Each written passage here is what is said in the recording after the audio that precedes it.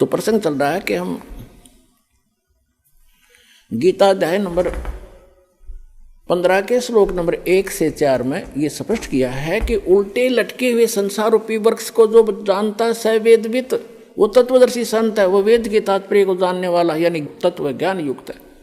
तो वो ज्ञान स्वयं भगवान ने बोला करके 600 वर्ष पहले, जिसको हम एक जुल्हा एक धानक कहा करते थे। पुण्यात्माओं,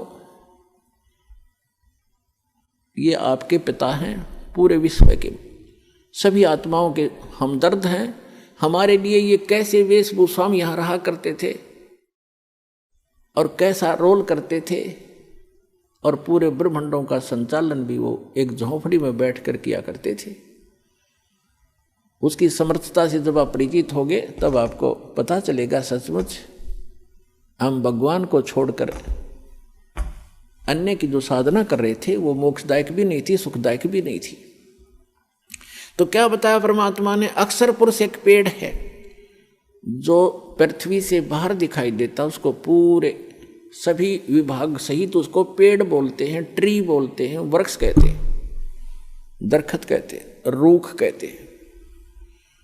और उसकी जो नीचे का जो हिस्सा है जड़, वो प्रोक्ष है, वो गुप्त है।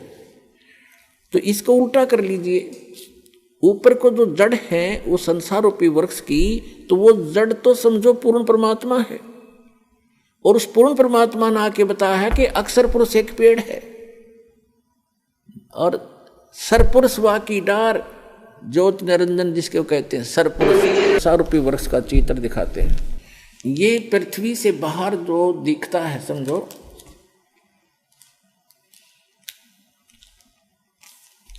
ये जो इतना है, ये देखिएगा, ये स्थिति है वृक्ष की, पेड़ की। परमात्मा ने खुद बताया कि अक्षर पुरुष एक पेड़ है, ये सारा एक पेड़ है और इसका तना जो है ये अक्षर पुरुष है, और सरपुरुष या की डार, और तीनों देवा शाखा हैं ये पात रूप संसार। आप जी यहां पर हैं नीचे, और ये अक्षर पुरुष है, ये तना है। ये अक्षर पुरुष तो समझो एक तना है ये इस पेड़ का, और इससे एक मोटी डार निकली है, वो सरपुरुष है, ये सरपुरुष है जिसको ब्रह्म कहते हैं, ब्रह्म। और इसके 3 पुत्र हैं, इसकी 3 शाखाएं हैं, रजगुण ब्रह्मा जी, सतगुण विष्णु जी, तमगुण शिव जी, और पात रूप संसार। अब ये तो उस परम पिता ने आके बता दिया कि अक्षर पुरुष एक पेड़ है और निरंजन वा की डार, ये सरपुरुष वा की डार, और तीनों देवा शाखा है ये पात रूप संसार। तो ये जड़ कौन है ये बताने के लिए दास को भेजा है कि ये जड़ जो है ये परम अक्षर ब्रह्म है इस संसार रूपी वृक्ष की। और वो परम अक्षर ब्रह्म कौन है? अनंत कोट ब्रह्मांड का एक रति नहीं भारे, ये सतगुरु पुरुष कबीरे हैं कुल के सिरजनहारे। ये हो परम अक्षर ब्रह्म। अपने आत्मा उस परमात्मा ने स्वयं आकर बताया कि अक्षर पुरुष एक पेड़ है, सरपुरुष वा की डार, और तीनों देवा शाखा है ये पात रूप संसार। तो गीता अध्याय नंबर 15 के श्लोक नंबर 1 में कहा कि जो संत, जो व्यक्ति संसार रूपी वृक्ष के इन सभी पार्ट्स को बता देगा, छंद को बता देगा, स वेदवित, तो तत्वदर्शी संत। उसके पश्चात चौथे अध्याय के 15वें अध्याय के चौथे श्लोक में कहा उसके पश्चात परमेश्वर के उस परम पद की खोज करनी चाहिए जब तत्वदर्शी संत मिल जाए। उस तत्व ज्ञान से गीता अध्याय नंबर 15 के श्लोक नंबर 1 से 4 का निष्कर्ष दास बताने जा रहा है। तीसरे में कहा है कि उस तत्व ज्ञान से इस अज्ञान रूपी गुत्थी को काट कर समझ कर उसके पश्चात परमेश्वर के उस परम पद की खोज करनी चाहिए, जहां जाने के बाद साधक फिर लौटकर कभी संसार में नहीं आते। और गीता ज्ञानदाता कहता है कि जिस परमेश्वर से संसार रूपी वृक्ष की ये प्रवृत्ति विस्तार को प्राप्त हुई है, यानी जिसने सब ब्रह्मांडों की रचना की है, केवल उसकी भक्ति करना और की नहीं। अपनी भी भक्ति को मना करता है, तुझे मोक्ष चाहिए, वहां जाना चाहता है, जहां जाने के बाद लौटकर साधक फिर संसार में कभी नहीं आते, उसके विषय में कहता है फिर तो उसी की भक्ति करनी है और को इष्ट रूप में नहीं मानना। ये देखिएगा श्रीमद् भगवद गीता और जयदयाल गोविंद का द्वारा इसका अनुवाद है। इसके 15वें अध्याय पर चलते हैं। यह है अथ पंथ 10वां अध्याय, 15वां अध्याय। इसमें कहा है श्री भगवान वाच ऊर्ध्व मूलम अधः शाखम अश्वत्थम प्राहु अव्यम छंदासी यस्य प्रणानी ये तम वेद स वेदवित। इन्होंने अनुवाद ठीक नहीं करना आया, ये तो ठीक लिखा है ना। आदि पुरुष परमेश्वर तो समझो, ऊपर को जड़ है वो तो पूर्ण परमात्मा है। ऊर्ध्व मूलम ऊपर को शाखा लिखना था, वो आदि पुरुष परमेश्वर है। और अधः शाखम नीचे को शाखा वाला, ये गलत लिखा है, पर माँ रूप मुख्य शाखा वाले नहीं। ये देखो दूसरे मंत्र में गीता अध्याय नंबर 15 के श्लोक नंबर 2 में अधः और अधः 2 बार आए हैं। इन्होंने इसका अनुवाद यहाँ किया है, अधः माने नीचे, अधः माने नीचे, बिल्कुल ठीक है। अधः माने नीचे, अधः माने नीचे। तो यहाँ ऊर्ध्व माने ऊपर, ऊर्ध्व माने ऊपर। यहाँ देखो, हम ही इसे देख लेंगे 15वें अध्याय के प्रथम मंत्र में। ऊर्ध्व मूलम ऊपर को जड़ वाला, मूल जड़, और अधः शाखम नीचे को शाखा वाला। एक आम बालक भी समझ जाए इस ज्ञान से। और संसार रूपी पीपल के वृक्ष को अविनाशी कहते हैं। छंद, छंद वेद नहीं होते, छंद माने इसके विभाग जिसके पत्ते आदि कहे गए हैं। और तम वेद, तम यह वेद जिसको, उस संसार रूपी वृक्ष को जो अंधकार रूप में छुपा हुआ है, ज्ञान रूप में, जिसको समझ नहीं सके, उस संसार रूप वृक्ष को जो पुरुष मूल सहित यानी जड़ से लेकर और पत्तों तक तत्व से जानता है, स वेदवित, स वेदवित, वह वेद के तात्पर्य को जानने वाला है, अर्थात वह तत्वदर्शी संत है। ये दूसरे में क्या कहा है कि उस संसार वर्ष की तीनों गुण रूप, तीनों गुण माने रजगुण ब्रह्मा, सतगुण विष्णु, तमगुण शिव जी। रूप जल से बढ़ाई हुई नहीं, ये शाखाएं हैं। विषय प्रवाला शाखा हैं, विषय विकारों वाली ये शाखा हैं। रजगुण ब्रह्मा, सतगुण विष्णु, तमगुण शिव जी। अधः नीचे और ऊपर फैली हुई है।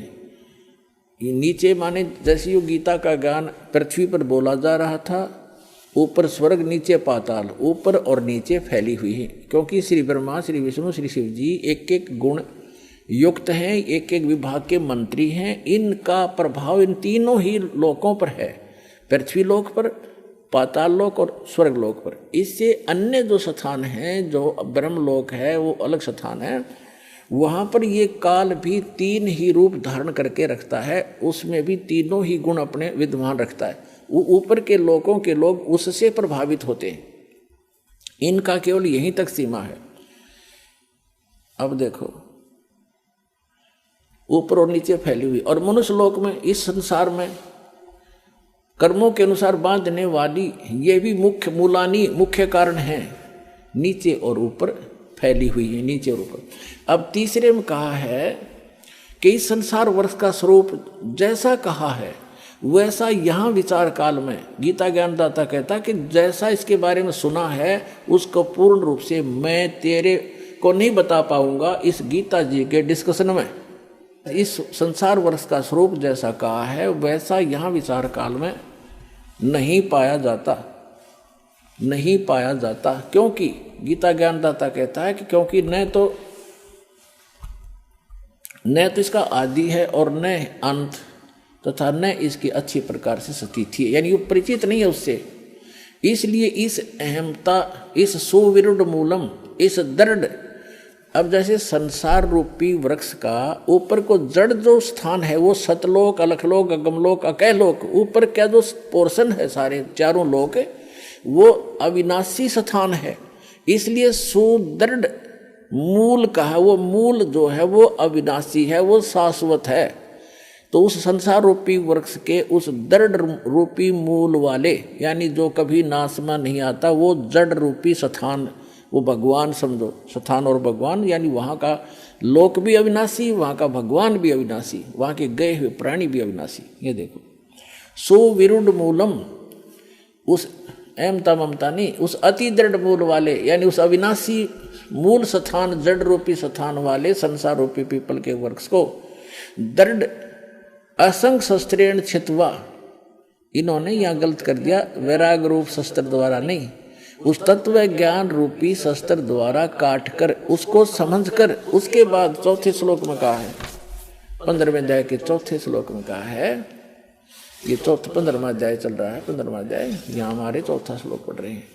उसके पश्चात उस परम पद रूप परमेश्वर को भली भांति खोजना चाहिए, जिसमें गए हुए पुरुष यानी साधक फिर लौटकर संसार में नहीं आते, उनका जन्म मरण फिर नहीं होता, और जिस परमेश्वर से इस पुरातन यानी आदि संसार रूपी वृक्ष की, यानी जिसने सारे ब्रह्मांडों की रचना की है, प्रवृत्ति विस्तार को प्राप्त हुई है, उसी आदि पुरुष नारायण के मैं शरण हूं, ऐसा निश्चय करके उस परमेश्वर का ही मनन और निधि ध्यान करना चाहिए। परपदे माने उसकी पूजा करनी चाहिए। गीता ज्ञानदाता ने स्पष्ट कर दिया कि मेरी भक्ति करने से तुझे वो शाश्वत स्थान नहीं मिल सकता। उसके लिए गीता अध्याय नंबर 17 के श्लोक नंबर 23 में गीता ज्ञानदाता ने संकेत दिया है कि उस सच्चिदानंद घन ब्रह्म की साधना के 3 मंत्र हैं उसके पाने के। ओम तत्सत इति निर्देश ब्रह्मण त्रिवेद समर्थ ब्राह्मणा तेन वेदा च यगा च विहिता पुरा। उस सच्चिदानंद घन ब्रह्म को पाने का, उसके सत भक्ति करने का केवल ओम तत्सत ये 3 मंत्र का निर्देश है। निर्देश माने नथिंग एल्स, फाइनल फैसला, उसके अतिरिक्त अग्रम अग्रम समाप्त, ये निर्देश है, डायरेक्शन है, आदेश भी है और ये राय भी है। सच्चिदानंद घन ब्रह्म को पाने का, उस परम अक्षर ब्रह्म को, उस सुख स्थान को पाने का ये 3 मंत्र की मजदूरी है, स्मरण है इसका 3 मंत्र का। गीता अध्याय नंबर 15 के श्लोक नंबर 16 और 17 में 3 पुरुष बताए, एक सरपुरुष, एक अक्षर पुरुष और तीसरा परम अक्षर पुरुष यानी परम अक्षर ब्रह्म। तो आपको पूरा डिटेल बताई दी है पूरा उल्टे लटके हुए संसार रूपी वृक्ष की। तो परम अक्षर ब्रह्म तो उसकी जड़ समझो, मूल है जो सबका धारण पोषण करता है। तो गीता अध्याय नंबर 15 के श्लोक नंबर 16 में कहा कि 2 पुरुष हैं, सरपुरुष और अक्षर पुरुष, और ये दोनों नाशवान, इनके अंतर्गत जितने प्राणी वो भी नाशवान है। जीवात्मा किसी की नहीं मरती, वो तो गधे कुत्ते की भी नहीं मरती। फिर 15वें अध्याय के 17वें श्लोक में तुरंत कहा कि उत्तम पुरुष है तू अन्य, पुरुषोत्तम सही भगवान तो इन दोनों से सर और अक्षर पुरुष है कोई और है जिसको परमात्मा कहा जाता है, और जो तीनों लोकों में प्रवेश करके सबका धारण पोषण करता है वो अविनाशी परमेश्वर है। यानी वृक्ष का धारण पोषण किससे होता है? मूल से होता है, जड़ से होता है, और जड़ वो परम अक्षर ब्रह्म है। तो परम अक्षर ब्रह्म वो कबीर भगवान जो है वो सबका धारण पोषण करने वाला वही है। तो यहाँ क्या बताया है कि उस ओम तत्सत, ओम जो है, ओम तो मंत्र है ब्रह्म का जिसको सरपुरुष कहते हैं, और तत् है ये अक्षर पुरुष का जिसको परब्रह्म भी कहते हैं। ब्रह्म से नेक्स्ट ब्रह्म, परब्रह्म दूसरा, और तीसरा जो मंत्र है सत्य वो परम अक्षर ब्रह्म का है, वो परम अक्षर पुरुष का है। तो ये तीनों मंत्र इस दास के पास उपलब्ध हैं। इन तीनों मंत्रों की मजदूरी करनी है, इसकी साधना करनी है। अभी तक ये मार क्यों खाते रहे कबीर पंथी? ये इन मंत्रों का जाप नहीं करते थे जो दास आपको प्रथम बार देता है। ये कहते हैं तो ब्रह्मा विष्णु महेश की पूजाएं हैं, हम क्यों करें, हम तो सतपुरुष की साधना करेंगे। ऐसे ही ये बात बिगड़ी रही। अरे ये साधना नहीं, ये तो यहाँ के मालिक हैं। बताओ, हम जिस क्षेत्र में रह रहे हैं और वहाँ के तहसीलदार या वहाँ के SHO या किसी और से खस्सें और उनका जो टैक्स है वो नहीं दें तो हमें लाभ कैसे मिलेगा? जैसे हमने बिजली ले ली बिजली विभाग से, टेलीफोन ले लिया टेलीफोन विभाग से, जब उनका कर्जा उसको देंगे नहीं, टैक्स उनका रेंट नहीं देंगे तो वो सुविधा बंद कर देंगे हमारी। इसमें क्या एहसान किया? तो हम मजदूरी कर रहे हैं यहाँ की सुविधा प्राप्त करने के लिए और कुछ धन डिपॉजिट कर रहे हैं जो अपने स्वलोक जाने के लिए। तो ये इनकी पूजा नहीं है।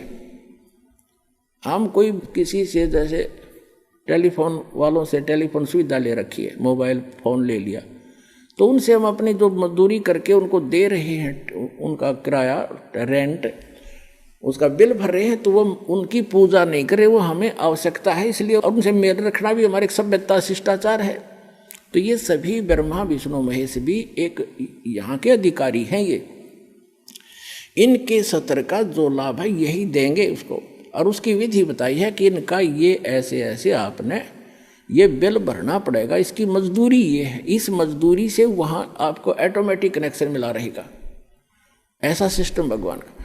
तो यहाँ ओम तत्सत ये तीन इन पुरुषों की भक्ति है, सरपुरुष, अक्षर पुरुष और परम अक्षर पुरुष की। तो गीता ज्ञानदाता कहता है कि उस परमात्मा की शरण में जा जिसके 3 मंत्र की भक्ति है, सच्चिदानंद घन ब्रह्म के पाने की केवल 3 मंत्र का निर्देश है। गीता अध्याय नंबर 8 के श्लोक नंबर 5 और 7 में गीता ज्ञानदाता अपनी साधना बताता कि मेरी भक्ति कर मुझे प्राप्त होगा, लेकिन युद्ध करना पड़ेगा, शांति नहीं हो सकती। जहाँ युद्ध है वहाँ शांति खाक है। तो कहता है तूने युद्ध करना पड़ेगा, यदि तुझे परम शांति चाहिए तो 18वें अध्याय के 66वें श्लोक में कहा कि उसकी शरण में जा, उस परम अक्षर ब्रह्म की शरण में। उस परम अक्षर ब्रह्म का मंत्र बता दिया 15वें अध्याय के 23वें श्लोक में। और अब 8वें अध्याय के 8, 9, 10 श्लोक में गीता ज्ञानदाता कहता है कि उस परम अक्षर ब्रह्म की भक्ति करेगा तो उसको प्राप्त होगा, जहाँ जाने के बाद साधक फिर लौट कर कभी संसार में नहीं आता। तो वहाँ सारी सुख सुविधाएं हैं। पुण्यात्माओं, आपका सौभाग्य है, धन है आपके माता पिता जिनसे जन्म हुआ, ऐसे समय में अपना कल्याण कराओ, भक्ति करो और मोक्ष पाओ। बोलो सतगुरुदेव।